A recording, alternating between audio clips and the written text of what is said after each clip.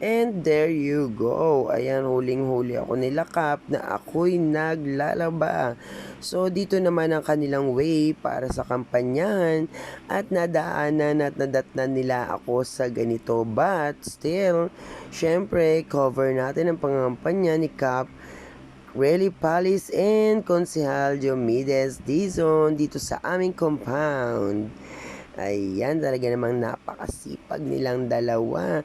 So, pas muna kasi alam nyo naman, may alaga tayo at maglinis at maglaba ng bahay. See you tomorrow.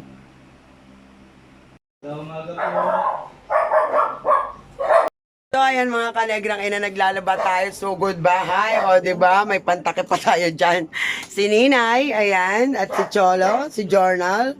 At ang mother ni Cap. So, ayan. So, goodbye sila dito. Sorry naman po sa aking itsura. See you, Cap. Tomorrow. Ayan po, salamat po. Ingat po kayo.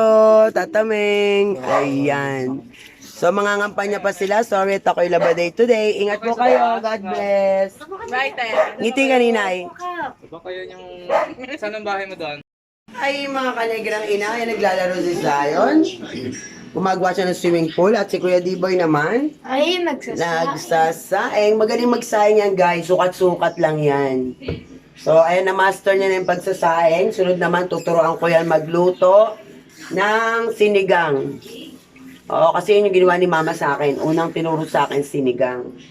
Ganun po. So, ayan, si Kuya D-Boy, magaling magsaing. Say hi, mga kanegrang ina.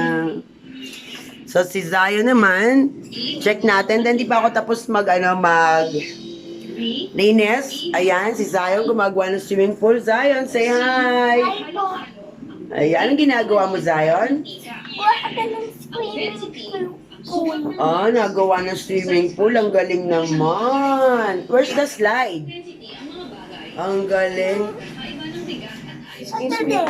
Opo, sige, salang mo na yung sinaing habang ako'y maglilinis ng kwarto. Ayan, may sayad pa ang ating lalamunan. So, ayan, nakikita nyo sa labas. Ang dami kong nilabhan, di ba? 2 days lang yan. 2 days after, ayan na ang kinalabasan. Ayan, so linis muna tayo ng room, angat-angat ang kutsyon and everything. Kasi magiging busy si Nagrang Ina, so kailangan nating mag-general cleaning dahil darating na rin si Ate Francesca. So, see you later guys. Bye! Mwah! Ayan si Rara, naliligo. Naliligo si Rara. Opo. Okay. Ayan ang cute ng bebe ko.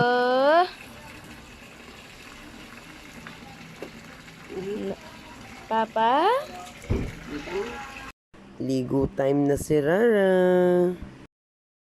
At ayan na nga po mga kanegrang ina. Kung makikita nyo si Rara ay freshness na. So punasan nating mabuti para tuyong-tuyo dahil for sure maglulupagi yan si Rara kung saan. Kaya ang kwarto ay nakasara kasi favorite niyang doon ikuskus sa sarili niya after niyang maligo. So ayan, every Friday naliligo si Rara. At after nila maligong tatlo, pagkatapos kumain, tulugan time na. At ayan si Rara, feeling baby talaga oh.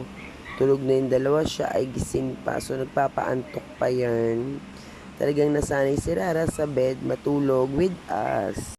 Nga po mga kanegrang ina, it's sleeping time na para sa mga batang makukulit, diba? Na mausok maghapong kasasaway.